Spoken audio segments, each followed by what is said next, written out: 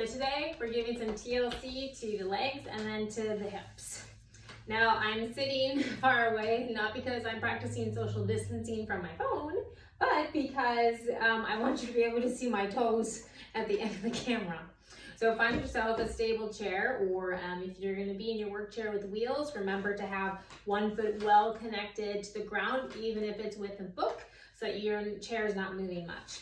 When you extend your leg, it's much better if you have a sock on, so you can kind of glide on the surface. So see if you can get one of those, or take your shoe off. I want you to take your hand, and there's a bone that comes out of your pelvis that protrudes outward pretty well. It's like a headlight. I want you to find that knobby point, and then just set your fingers down a little bit. The reason is because I'm going to be cueing how your foot should move, but you should notice if you start to turn your toes in and out, that the movement really originates up here in this ball and socket joint where the leg meets into the pelvis. So while I cue down here distally, just know that the movement is originating here in this socket, in this hip pelvis section. So now that you're got your hands where they need to be in order to feel the movement through your legs extended, I want you to bring your toes to the outside, externally rotating, and then slowly with your heel, start to pull your leg in, or movement originating from here, till it gets to about the chair, and then ever so slowly push away. Let the toes come back to facing outward.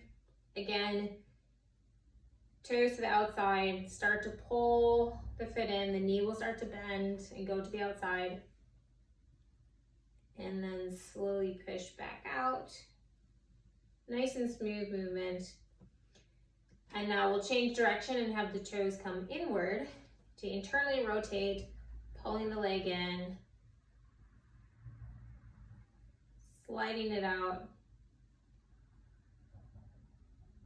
And now I think it would be really interesting if you could notice as you do this movement externally or internally, which one is easier or harder for you. So concentrate as you do these next two. Internally rotate, then internally.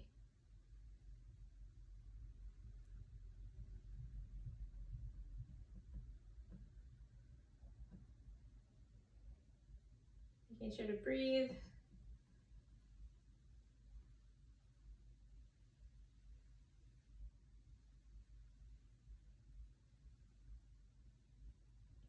So for me, it's a bit trickier to internally rotate and come in and go out. So it just means that I'm more used to doing external rotation in my life.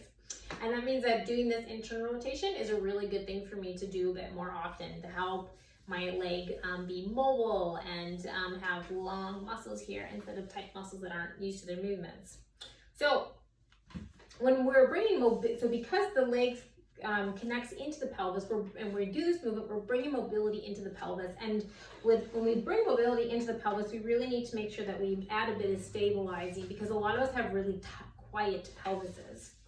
So put your feet into the ground, move that book away for a moment if you used one, and then just push into the ground. See if you can notice that line of energy kind of running through the legs into the hips. And then if it feels comfortable, you can come up off your chair a bit and just push those feet into the ground. This brings some stability right in to the legs and the pelvis. And then maybe if you bring that book back, if you're using it, just sit those 2 feet on there and see if you can feel a difference from left to right side.